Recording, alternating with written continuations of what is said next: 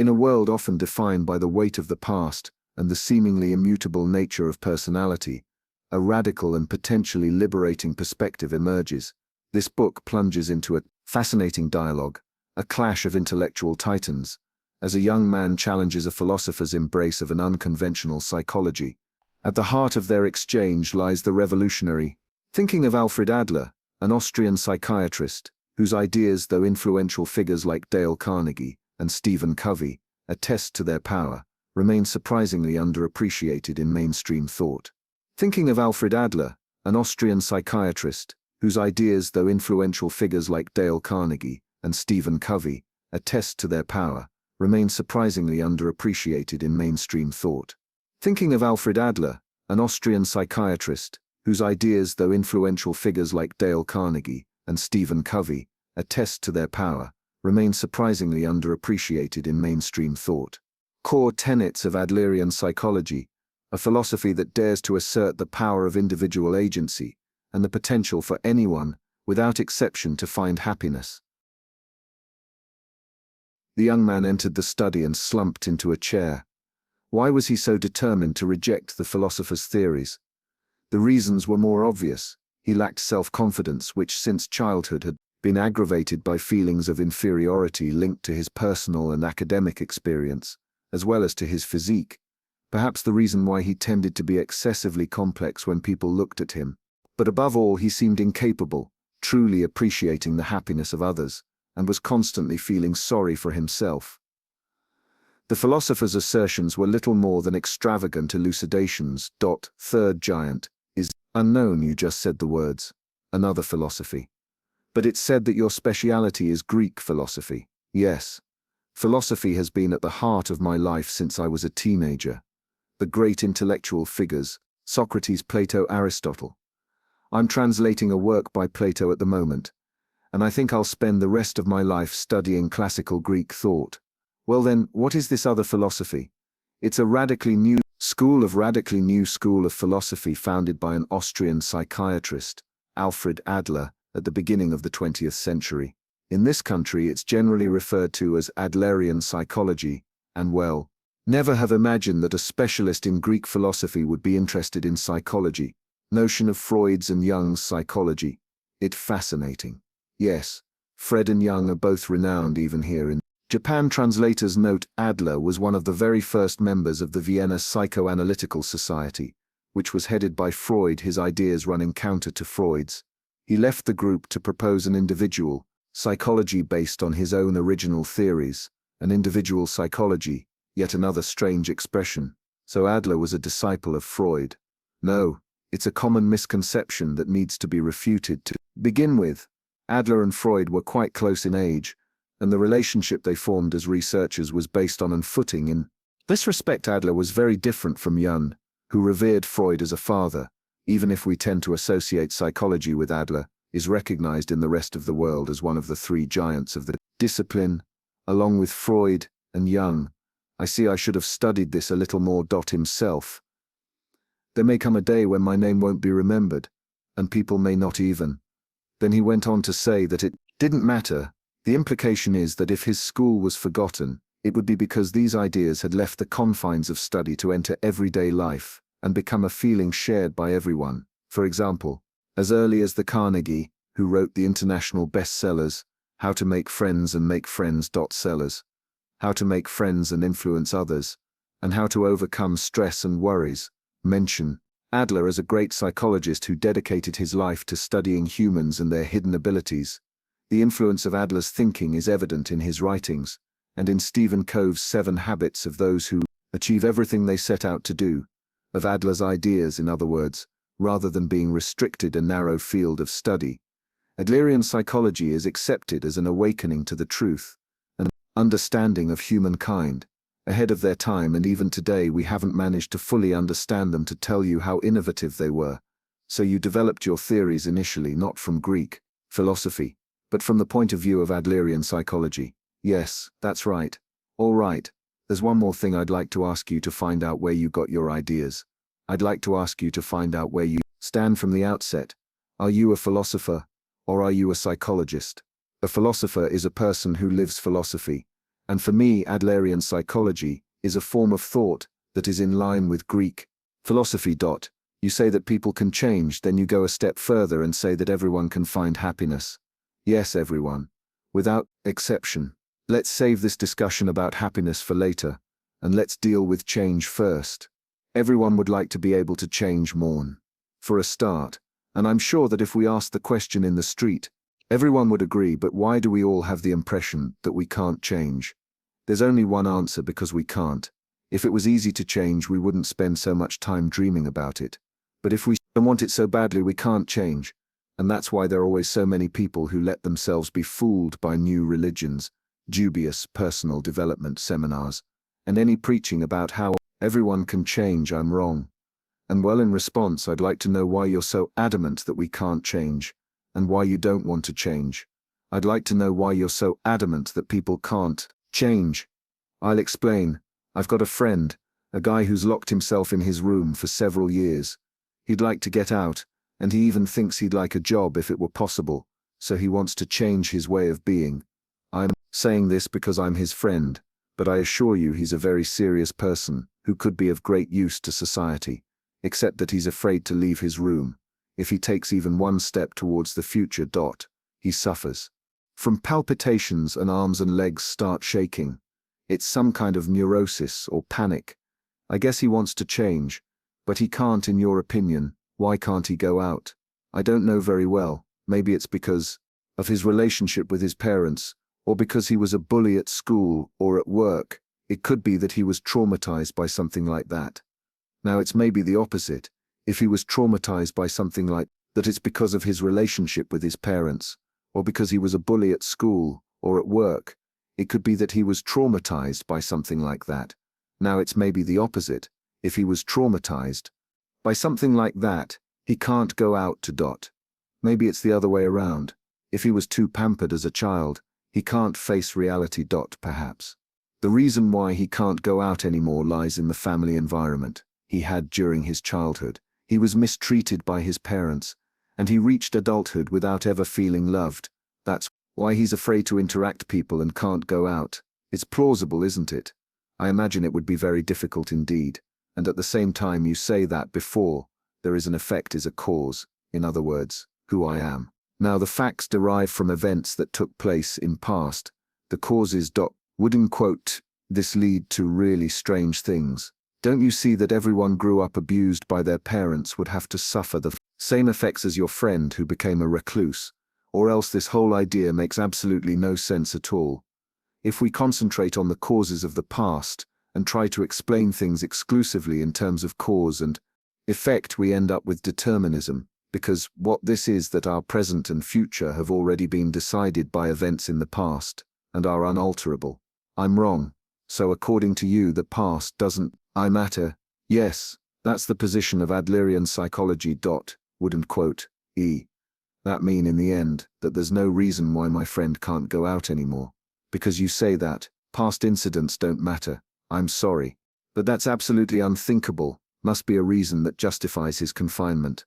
There must be one, otherwise we couldn't explain it. Just we couldn't explain it. So in Adlerian psychology we don't think in terms of the cause of the past, but rather the finality of the present. Finality of the present. Your friend lacks self-confidence, so he can't go out. Now look at it another way. He doesn't want to go out, so he created a state of anxiety there. Pardon. Think of it. Way your friend originally had the goal not going out. So he created state of anxiety and fear as a means of achieving his goal in Adlerian psychology. This is what we call teleology. You're joking, my friend. Imagined his anxiety and fear is, would you go so far as to say that my friend is pretending to be ill? He's not pretending to be ill. Anxiety and fear your friend feels are real on occasion. He may even suffer from migraines or violent stomach cramps. But these too are symptoms he's created in order to achieve the goal of not going out. It's not true. It's impossible. It's too depressing. No, it's the difference between etiology, the study of causality, and teleology, the study of the finality, a given phenomenon, rather than its cause. Everything you've told me is based on etiology. As long as we stay in etiology, we won't make any progress. Don't forget to subscribe to the channel so you don't miss out on new books, and enter the draw interesting gifts. Traumas don't exist. If you're going to be so categorical in your assertions, I'd like a full explanation to start with. What's the difference you're talking about between etiology and teleology? Suppose you had a cold with a high fever, and you went to see the doctor. Suppose now that the doctor told you that the reason you were ill was that yesterday when you went out, you weren't sufficiently covered up, and that's why you caught a cold. You'd be happy, obviously. No, the reason wouldn't be the same, whether it because I wasn't well dressed or it was raining or something else. It's the symptoms, the fact that now I have a high fever, that would matter to me if the doctors need to prescribe me medication, give me an injection, take the necessary measures. But those who take an etiological standpoint, including most psychiatric consultants, would explain that what you were suffering from came from such and such a cause in the past, and would be content comfort you by saying, well, you see, it's not your fault. The argument of alleged traumas is typical of etiology. Wait a minute, is that not completely true? You completely denying the existence of trauma? Yes, categorically, you're not where I suppose. I should say Adler isn't, quote, an authority on psychology, in Adlerian psychology. Trauma is categorically denied. It was a totally new and revolutionary position. Certainly Freud's vision of trauma is fascinating. Freud's idea is that a person's psychic wounds, their traumas, are the cause of their current lack of happiness. When we consider a person's life as a vast narrative of the past, the present, and the future, a person's life as a vast narrative, there's an easily understood causality and sense of dramatic development that creates deep impressions and is extremely appealing. But Adler denies the trauma argument, and no experience is either the cause, success, or failure. We don't suffer the shock of our experiences called trauma, but we do exactly what serves our purpose. We self-determine by the meaning we give to our experiences, so we make of them exactly what serves our purpose. Think about what Adler means when he talks about the month being determined not by our experiences but by the meaning we give them, or other events of this kind, has no influence on the formation of the personality. Its influence is great, but the important thing is that nothing is really determined by this influence. We determine our own life, according to the meaning we give to these past experiences. Your life is not something that someone gives you, but something that you choose yourself, and it's you who decides what you want it to be. So you say that my friend locked himself in his room because it was really his choice to live like that. Believe me, it's not what he wants at best. It's something he was forced to choose because of circumstances. He had no choice but to become who he is now. No, even assuming your friend really believes, I can't find my place in society, was mistreated by my parents. It's always because I'm the only one who can't find my place in society because I was mistreated by my parents. My parents, it's always because it's his purpose to believe that you're talking about a purpose in first place. His immediate purpose was probably not to go out. He created his anxiety and fear to justify staying in, but why he doesn't want to go out. That's where the problem lies. And well, put yourself in his parents' shoes. How do you know he's not going out? Put yourself in his parents' shoes. How would you feel if your child was locked up in a room? I'd be worried, of course. I'd want to help him get back into society. I'd want him to feel good, and I'd wonder if I'd made a mistake in the way I brought him up. If I stay in my room all the time and never go out, my parents will be worried. I can get my parents to focus all their attention on me, and they'll always be very careful with me, and take it easy. I quote, "He'll be surrounded by people I don't know, or just another individual, or even less than that, and no one will pay any particular attention to me. If I follow your reasoning, my friend has reached his goal and is satisfied with his current situation. I doubt he's satisfied, and I'm sure he's not happy either, but there's no doubt that he's acting in accordance with his goal, in accordance with his purpose. This is not something specific to your friend. Each of us lives according to a certain purpose. This is what teleology never tells us about life. I refuse. For me, this idea is totally unacceptable. Look, my friend, listen, this discussion will lead nowhere if we continue to talk about teleology. If we continue to talk about your friend, it will become a judgment on the other hand, humans, and it will be useless. Let's take another example. Okay, this is my own story. Something that happened to me not long ago, which is I'm everything. Yes, we manufacture anger yesterday afternoon. I was reading a book in a cafe when a waiter got too close and spilled coffee on my jacket. I just bought it and it's my best jacket. I couldn't help it. I got angry. I screamed at him at the top of my lungs. I'm not usually the type to speak loudly in public places, but yesterday in that cafe you could only hear my screams because I got out of line, forgot what I was doing. So what do you say about that? Do you see a point in it? Isn't this an example of behavior triggered by a cause? So you were stimulated by the emotion of anger and found yourself shouting, even though you're usually rather level-headed. You couldn't help being angry. It was an unavoidable circumstance, and you couldn't do anything about it. That's what you're saying, yes. It happened so fast, the words were out of my mouth before I even had time to think. So imagine you had a knife on you yesterday, and when you exploded you let yourself go and stabbed that waiter. You could always justify it by saying it was an unavoidable circumstance, and there was nothing I could do about it. This is going to be a rather extreme argument. It's not an extreme argument. If we pursue your reasoning, any offense committed in the heat of anger can be blamed on anger and responsibility can no longer be imputed to the person, because fundamentally, according to you, people can't control their emotions well. How else can you explain my anger? It's easy, you didn't get out of, and then you started shouting. It's only that you got angry so that you could create. In other words, so that you could achieve your goal of shouting, you created the emotion of anger. What do you mean? The purpose of shouting was there before everything else, which means that by shouting you wanted to make the waiter bend before you and listen to what you had to say to achieve this. You manufactured the emotion of anger. I manufactured it. You're joking. So why did you know? You could have explained the problem without raising your voice, and the waiter would most likely have apologized. Sincerely, he would have wiped your jacket with a clean cloth and taken other appropriate measures. He could even have arranged to have it cleaned at the dry cleaners, and somewhere in the back of your mind, you suspected that he might do this sort of thing, but despite this, you didn't know what to do. You didn't want to get into explanations with him, and that's why you tried to bend this waiter who offered you no resistance. The tool you used to do this was the emotion of anger. Impossible. You can't make me swallow that I manufactured anger so that he would stoop before me. I swear I didn't have even a second to think about it. Second to think about something like that. I didn't think about it. And then angry. Anger is a more impulsive emotion. That's right. Anger is an instant emotion. Now listen, I've got a story. One day there was a mother and her daughter arguing openly, and then all of a sudden the phone rang. Hello, the mother hurried to pick up the phone. Her voice still under the emotion of anger. It was her daughter's main teacher on the phone. As soon as the mother understood who was calling, time to know changed, and she became very polite then. For the next 5 minutes, she continued the conversation in her friendliest voice. Once she hung up, her expression changed again, and at the end of the conversation she was very polite. Expression changed again, and she instantly started yelling at her daughter again. There's nothing extraordinary about that. You don't know. In a word, anger is a tool you can pull out as needed.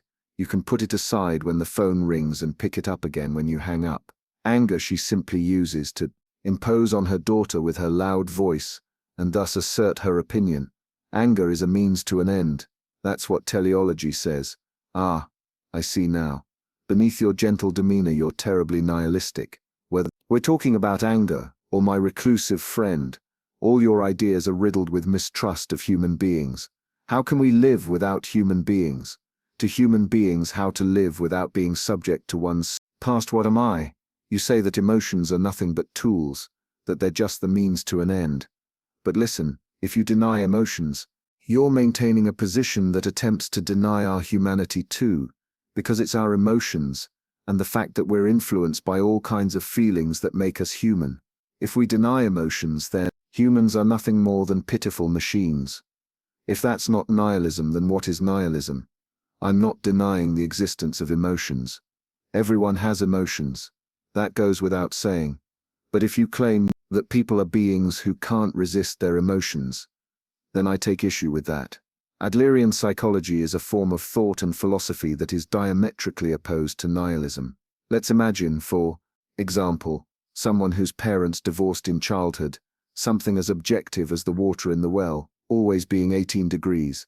Now that divorce is looking rather hot, rather cold, here's something linked to, now something subjective, whatever happened in the past, it's the meaning attributed to it that determines what's present, will be. The question isn't what happened, but how it happened. You can't go back to the past with a time machine. You can't turn back the hands of the time clock. If you stay etiology, you'll be bound by the past, and you'll never be able to find happiness. That's right, you can't change the past. And that's precisely why life is so hard. Life isn't just hard if the past determined everything, and we'd change it. We who live wouldn't be able to move forward in our lives. What would be the result?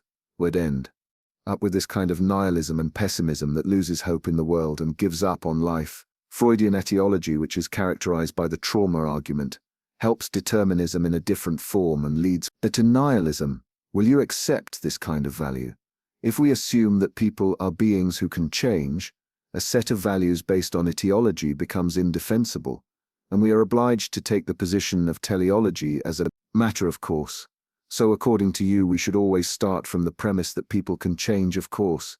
And please understand this, it's Freudian etiology that denies our free will and treats humans as machines.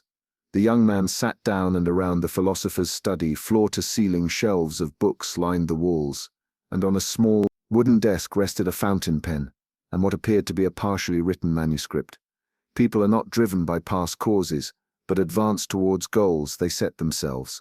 That's what he was saying. The teleology he supported was an idea that totally rejected the causality of respectable psychology, and the young man found this impossible to accept. Socrates and Adler.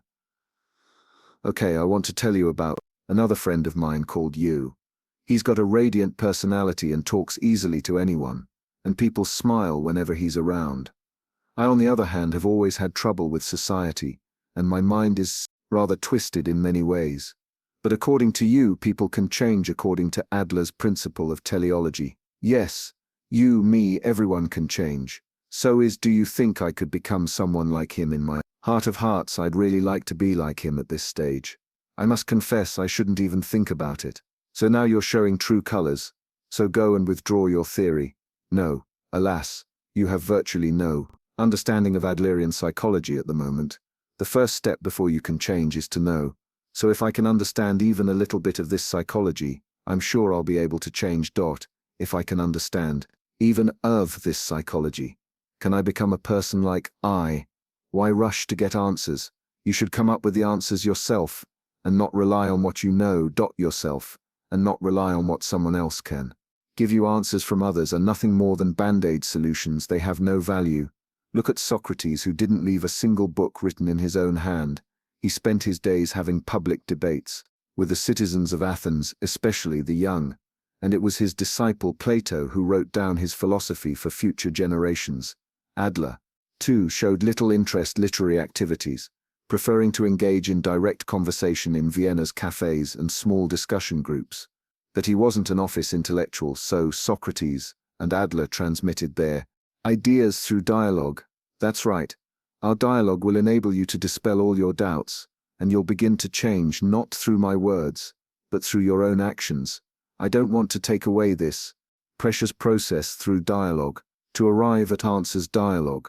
So we're going to try revive the kind of dialogue Socrates and Adler used to have in that little study. It's not good enough for you. That's what I'm hoping to find out. So let's go as far as we can. You withdraw your theory or I bow to you. Is it right to be exactly as you are? Right, then let's go back to your request. So you'd like to be a more cheerful person like you, but you've just dismissed that by saying you shouldn't even think about it. So I guess that's how it is. And then that's it. I was just saying that to give you a hard time. I know myself well enough. I could never be someone like that. Why not? It's obvious, because we have different personalities, or if you prefer, a different temperament. You, for example, you live surrounded by all these books you read. New book, and you acquire new knowledge. Basically, you spend your time accumulating knowledge. The more you read, the more your knowledge increases. The more you read, the more your knowledge increases. The more you discover new concepts that you find useful, and more you feel they change you. Listen, I'm sorry to say this, but no matter how much knowledge you accumulate, It won't fundamentally change your temperament or your personality you've accumulated, will collapse around you, and you'll find yourself back at square one. And it's the same thing for Adler's ideas. No matter how facts I accumulate about him, they won't have any effect on my personality. The knowledge we accumulate is never just knowledge, until sooner or later we discard it. So let me ask you this question. I imagine that you just want to be a different person, whether it's ye or someone else. What's your goal? You're talking about goals again. As I said, it's just that I admire him, and I think I'd be happier if I were like him. But just now you're unable to feel really happy because you haven't learned to love yourself and to try to love yourself. You'd like to be reborn as a different person. You hope to become like him. And I've got you the one you are now. Right. Yes, I suppose you could say that. Let's look at it this way. Let's face I hate myself. The one's having fun, discussing old-fashioned philosophical concepts, and can stop himself from doing this kind of thing. Yes, I really do hate myself. It doesn't matter if you ask around which person says he loves himself. You'd be hard-pressed to find someone who does. I don't think I'd like to be anyone else, and I accept who I am. You accept who you are. Listen, no matter how much you want to be there, you can't be reborn as him. You're not. There's nothing wrong with being who you are, mind you. I'm not saying it's right to be exactly who you are. If you're unable to feel truly happy, then there's obviously something wrong. You have to put one foot in front of the other and stop. It's a bit hard to say things like that, but I understand what you mean. It's clear that I'm not exactly happy with myself as I am. I have to move on, to quote Adler once. Again, the important thing is not what you were born with, but how you use it. Of this baggage, you want to become ye, or someone else, because you're totally omnibus on what you were endowed with at. Instead, you need to concentrate on what you can do with your baggage. The pain of living is something you choose. Anything. Doesn't make sense. Why doesn't it make sense? Why some people are born into a well-to-do environment with nice parents while others are born poor with bad parents. That's the way the world is, and I don't really want to get into that kind of subject, because there's no equality in the world, and the differences between people are not the same in the world, and that the differences between races, nationalities and ethnic groups, deeper than ever it's normal to focus on. You're born with all your talk is academic theory. You're ignoring the real world. It's you who's ignoring reality. We're not interchangeable machines. We don't need replacement. We need regeneration. For me, replacement or regeneration is the same thing. You're avoiding the real problem. Listen to mal de vivre. Since birth, it exists. Start by accepting that I won't accept that. Why to begin with? Right now you're unable to feel true happiness. You find life hard, and you'd even like to be reborn as a different person. But if you're not happy now, it's because you've chosen not to be happy. Not because you've chosen not to be happy, but because you've chosen not to be happy. Yourself, not to be happy. Not because you weren't born under a lucky star. I chose not to be happy. How can I accept such an idea? There's nothing extraordinary about it. It's something that's been repeated Greek antiquity. The world is not short of people who desire evil.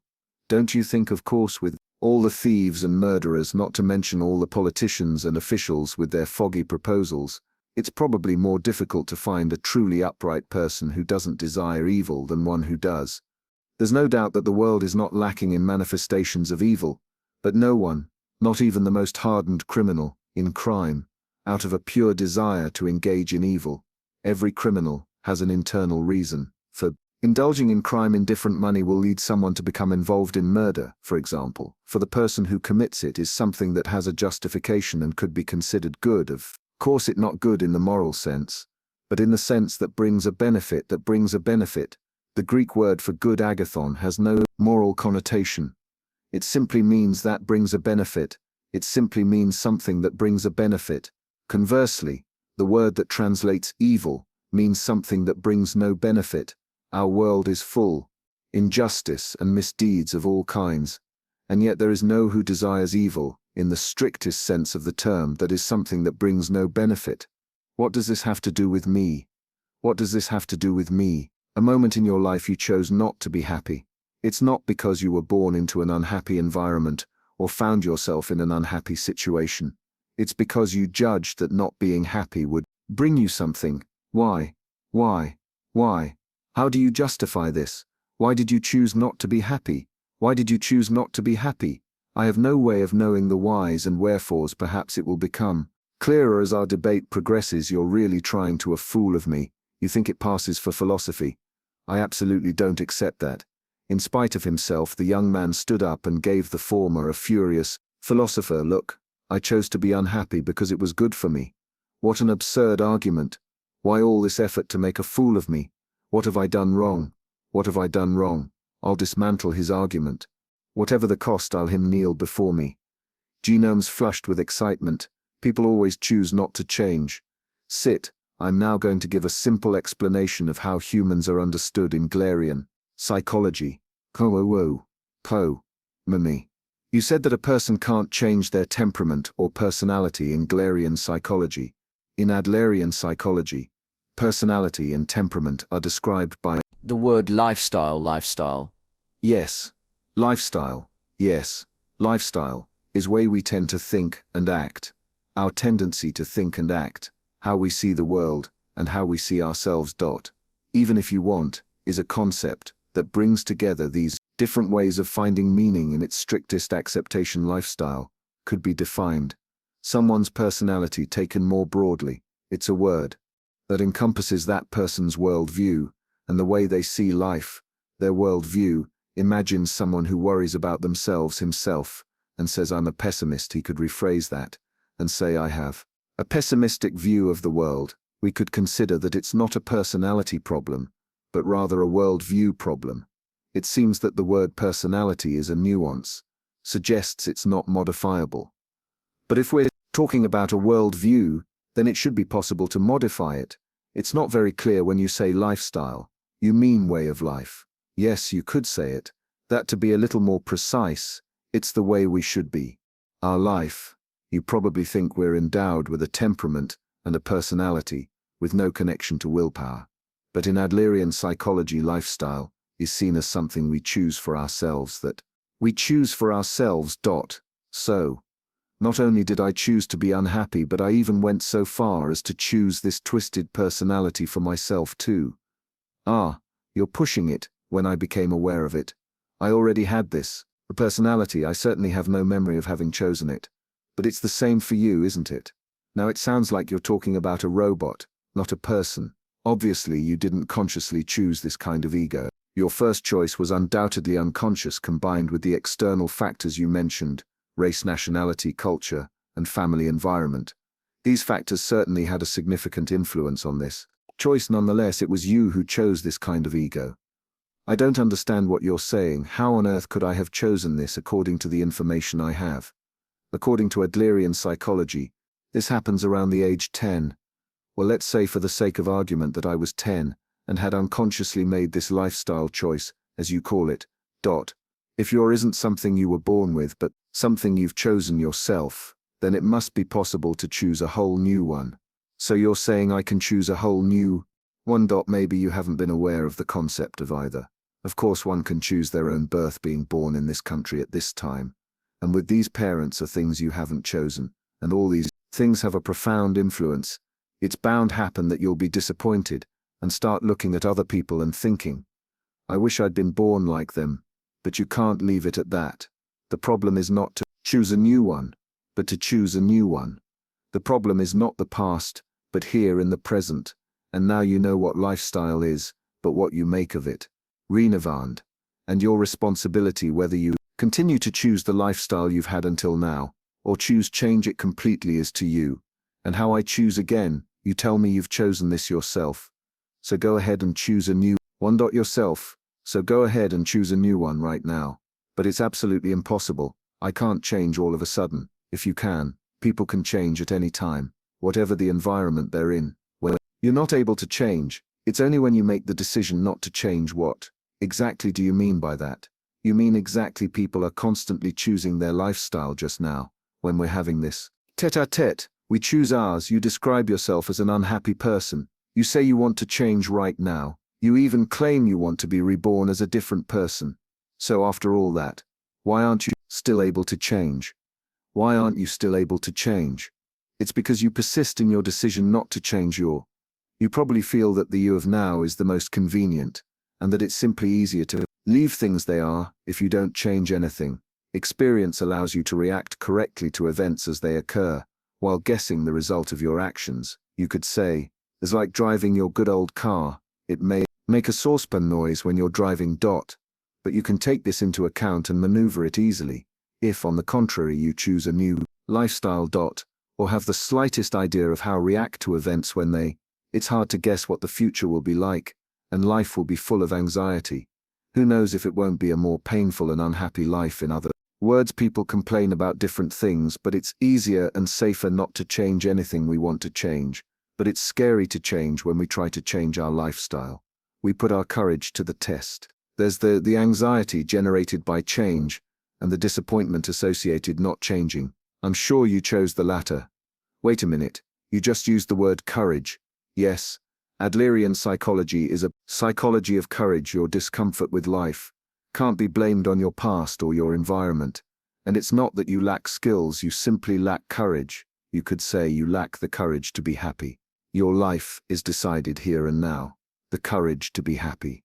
That's it. You want more explanations?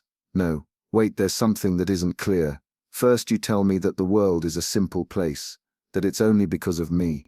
If it seems complicated, that it's my subjective vision that makes it that way, and also that life seems complicated simply because I make it complicated, and that it's for all these reasons that I can't experience happiness, then you say that we should follow the position of teleology as opposed to Freudian etiology, and then you say that we should follow the position of teleology as opposed to Freudian etiology. Freudian etiology, that we shouldn't look causes in our past, and that we should deny the notion of trauma. You say that people act to achieve a goal they've set for themselves and not that they're creatures, driven by causes in their past.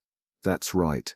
Yes, moreover, as the main postulate of teleology, you say that people can change, that people constantly choose their lifestyle. That's right. So if I prove incapable of changing, it's because I myself constantly make the decision not to change. That's right. I don't have the courage to choose a new lifestyle. In other words, I don't have enough courage to be happy, and that's why I'm not happy. You haven't explained all this yet. You're right. What you should do now is make the decision to an end to your current lifestyle. For example, just now, you said, if only I could be someone like that. I'd be happy as long as you live like that. In the realm of the hypothetical, if only this or that, you'll never be able to change. Because saying si, seulement, je pouvais être comme Grec is an excuse. You give yourself not to change an excuse, not to change. Yes. I have a young friend who dreams of becoming a novelist, but who never seems able to finish a book. According to him, he's too busy with his work, and he never finds enough time to write novels, and that's why he can't finish a work and present it to a literary prize. But is that the real reason? No, it's the reason he can't finish a book and present it to a literary prize. But is that the real reason? Is the real reason? No. It's actually that he wants to keep open the possibility. I can do it if I try, and not committing himself to anything. He doesn't want to expose his work to criticism, let alone produce a mediocre piece of writing at risk rejection. He wants to live inside that realm of the hypothetical, where he can say he could do it if only he had the time, or he could write if only he had the right environment, and he really had the talent for it. In 5 or 10 years, he'll probably start using other excuses, like I'm not young anymore, or I've got a family to support. Now it's very easy for me to put myself in his shoes. He should be competing for a literary prize. And if they reject him, and well, if that's the case, he might grow out of it, or discover that he should pursue another goal. In any case, he'll be able to move on. That's I'm talking about when I say change your lifestyle. If he doesn't present anything, he won't get anywhere. But maybe his dreams will be shattered, and he'll be able to move on. Maybe his dreams will be shattered, and well, I wonder. Having simple tasks, things that should be done while constantly having various reasons to explain why you can't do them, is rather a difficult way to live. No. So the case of my friend, who dreams of becoming a novelist, it's clearly the ego that makes life complicated, and too difficult to be able to find happiness. But it's severe. Your philosophy is too hard. Certainly it's a horse remedy. Horse remedy? Yes. I agree.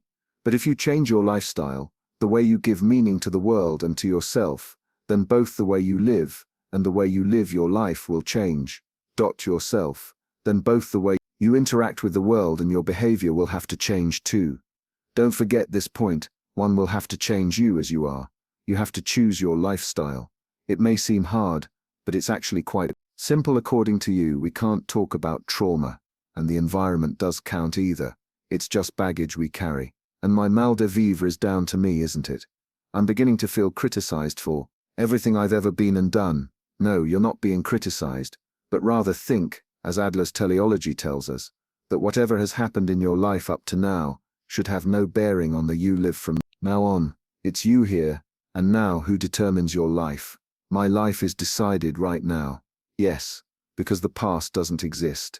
Okay, so I don't agree 100% with votaries. There are many points I'm not convinced of and could argue against the same time. Your theories deserve to be studied a little more in depth, and I'm quite interested in the idea of I think I've had enough for today, but I hope you let me come back. Week, if I don't take a break, I think my head's going to explode. I'm sure you need some alone to think over. I'm still here, so you can come back whenever you like. I've our conversation. Thank you. I'll be happy to resume it. Great. One last thing, if you don't mind. We've had a long and sometimes rather lively conversation today, and I don't think I've always been very correct in the way I've spoken. I'd like to apologize for that. Worry on that. You should read Plato's dialogues. The behavior and manner of speaking of Socrates' disciples is surprisingly relaxed. That's what makes a real dialogue.